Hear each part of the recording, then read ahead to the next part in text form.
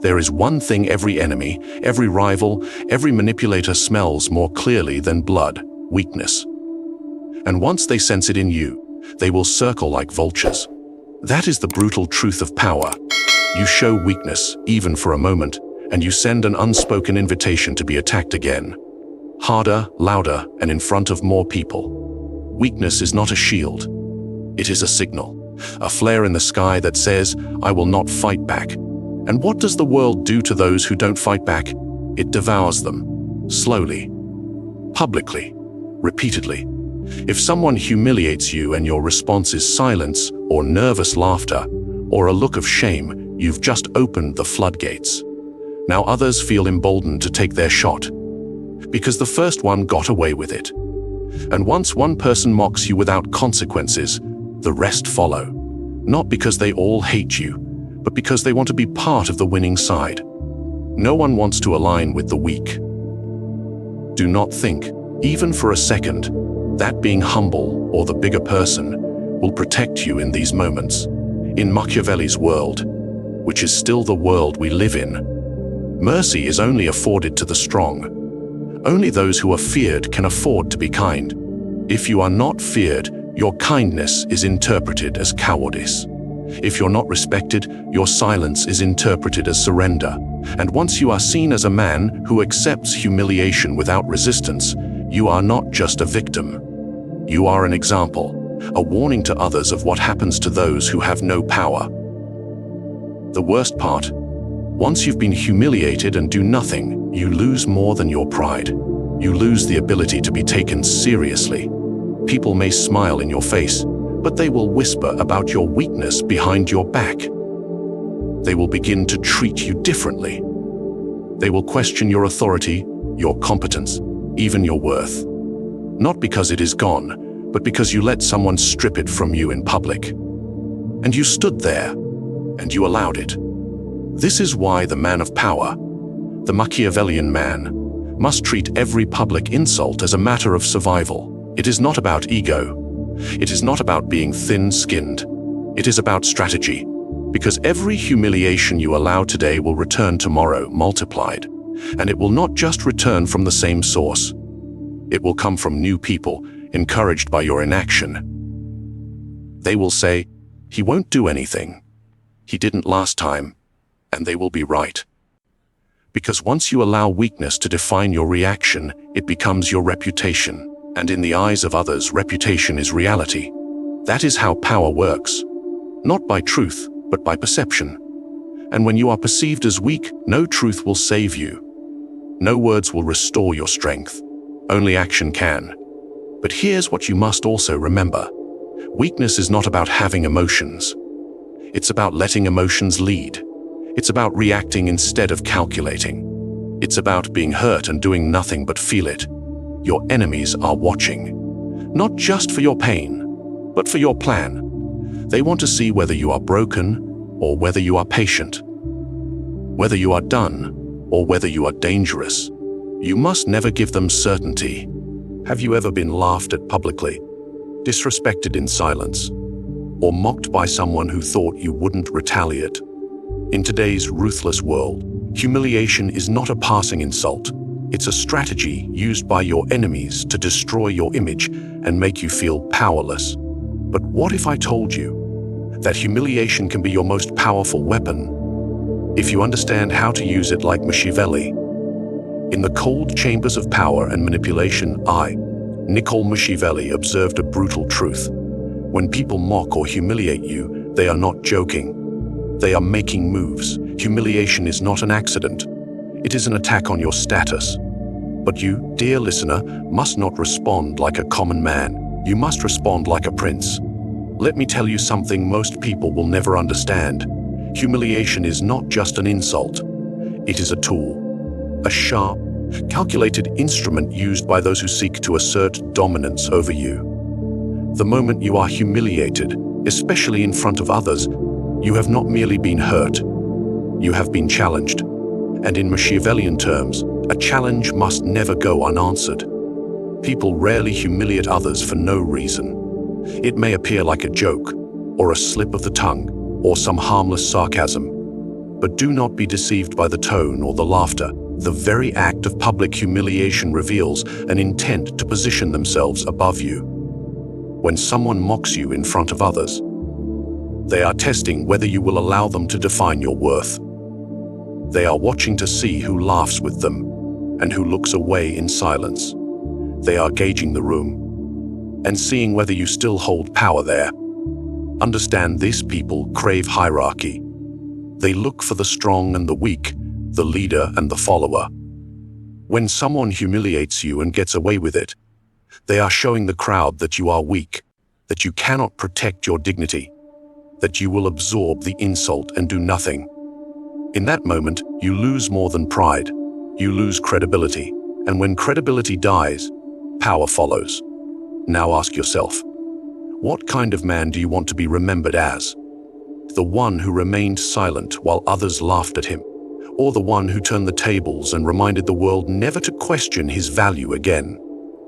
A prince, a strategist, a leader cannot afford public humiliation, because in the game of power, every public act is symbolic. Humiliation is the first move in a psychological war. If you ignore it, it spreads.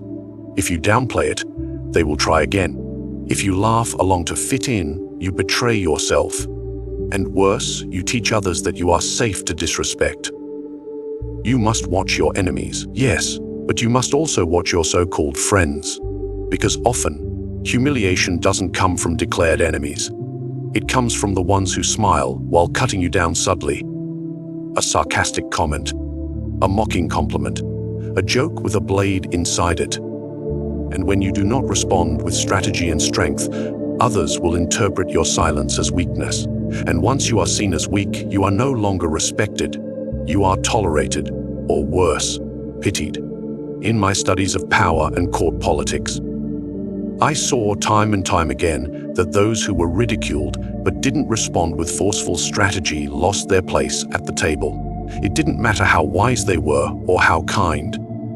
When others laughed and they remained silent, they were finished, because reputation is not built on virtue alone. It is built on control. Control of image, control of fear, control of respect. So never confuse humiliation with harmlessness. It is not innocent. It is intentional. Whether it comes from envy, power plays, or petty jealousy, it is designed to test your strength. And in this world, no man can afford to fail that test and expect to be treated with respect ever again. There are two ways men destroy themselves after being humiliated. The first is by doing nothing, sinking into silence, pretending it doesn't hurt, convincing themselves that time will make it disappear. The second is by reacting too quickly, striking back in blind rage, lashing out in front of everyone, revealing their pain, their desperation, their instability. Both are fatal mistakes. Both guarantee one thing: your enemy wins. Because in both, you are not in control, you are reacting. And those who react without calculation lose. Now listen to me carefully. Revenge, if it must be done, must never be rushed. It must be slow, patient, deliberate, and final. In the philosophy of Machiavelli, it is not enough to retaliate. You must ensure that your retaliation is so precise, so well-timed, so unforgettable that the offender, and everyone watching, remembers it long after it happens. A quick outburst may give you a moment of satisfaction, but a strategic response gives you power. And power, my friend, is what this is all about. What you must understand is that when someone humiliates you, they are not just insulting your name or your image. They are attempting to shift the balance of power. They want the world to laugh at you, to look down on you, to second-guess your authority, your strength, your position. That means your response cannot be emotional. It must be political. If they strike once, you must not just strike back. You must erase the hand that struck you from the game entirely. Not with rage, with ruthlessness. A public embarrassment demands a public consequence, but that consequence must be timed. If they mock you today, you do not strike tomorrow. You study, you observe. You let them feel comfortable. You allow them to believe they won. You let them drop their guard. And then, when the moment is right, when they're exposed, when their arrogance has reached its peak, you move. One move, one clean, final act that makes the room fall silent. And that silence will say more than any words ever could.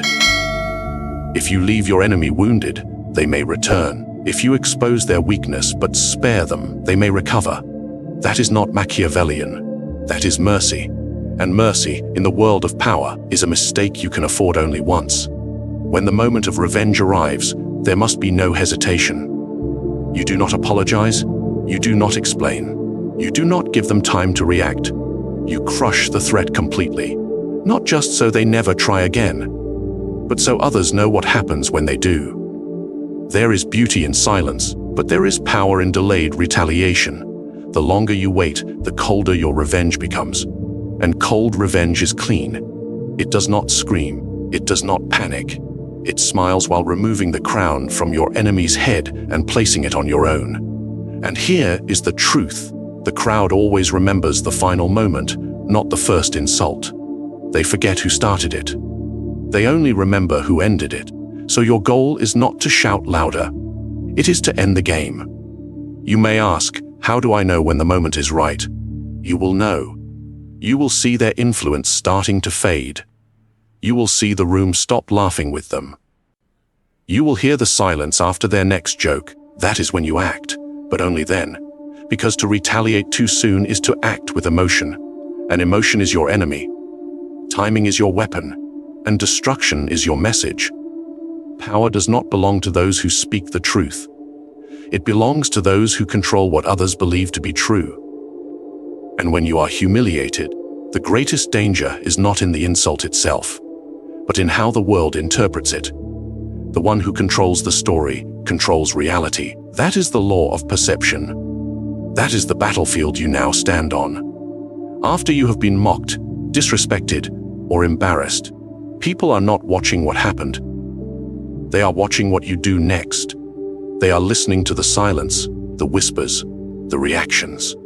And most importantly, they are watching for who takes control of the story. If your enemy writes the narrative, you are already defeated. The words they use, the version they spread, those will define your identity unless you step in and seize the narrative with your own hands. And don't be naive. Stories move faster than facts. One well-placed lie can do more damage than 1,000 truths. One clever remark told with confidence can reshape how others see you forever. So if you think silence will protect you, you're wrong. If you believe that facts will defend your image, you are already bleeding. You don't need the truth on your side. You need the perception of strength. That is the Machiavellian way. Now, how do you control the narrative? First, you must never look shaken. Never let them see you flinch. Confidence, even when everything is burning behind you, is power. When someone insults you publicly and you respond with indifference, with poise, with calm eyes and a composed presence, you begin to flip the script. You turn the spotlight off their words and back onto your strength. The crowd does not follow the morally right. They follow the psychologically dominant. Second, reshape the story with actions, not explanations. A man who explains himself after being insulted only looks guilty, weak, or desperate. But a man who moves forward in quiet control, who grows more powerful, more respected, more successful after the attack, writes a new narrative, and that new story erases the old one. People forget what was said. They remember what happened after. Your comeback becomes the legend. Your silence becomes the mystery. And your results become your revenge. Third, control who speaks about you. Machiavelli knew that reputation is not what you say. It's what others repeat. Make sure your allies speak for you, not in defense, but in admiration. Make sure your enemies fear talking too much, because they know you'll respond with action, not noise. If people are talking about you, make sure they're talking in the language you authored. Influence the conversations behind the scenes. Shape what is whispered in the halls. That is where real power lies, not in public posts, but in private perception. Remember this above all: the masses do not follow facts, they follow stories. They believe what is most repeated, not what is most accurate. So if you do not claim authorship over your image, someone else will write your downfall for you. And when that happens, it won't matter what you say, because the crowd will have already made up its mind. Power is not in the truth. Power is in the belief, and belief belongs to the one who speaks last, not first. So when they try to humiliate you, do not waste time reacting to the insult itself. That's the bait. Instead, start crafting the new version of who you are. Let your silence feel like strategy. Let your next move feel like prophecy. Make every step forward look intentional. And above all, make them forget what happened by making them obsess over what you became afterward. Now you know the truth. The hidden truth behind humiliation. It is never just an insult. It is a test. A strategic strike meant to strip you of your power, your image, and your influence. And the way you respond will determine whether you become a warning or a legend. Most people live in reaction. They flinch, they cry, they defend, or they disappear. But you are not most people. You now understand the laws of power. That weakness breeds more attacks. That silence must be strategic. That revenge must be final. And that controlling the narrative is not vanity. It is survival. When someone humiliates you, they're not just mocking your name. They are declaring war on your position. So do not meet insult with panic. Do not respond with emotion. Respond with purpose. Wait, watch, move, and when you move, do not just strike back. End the game, reshape the story, and rise higher than they ever imagined.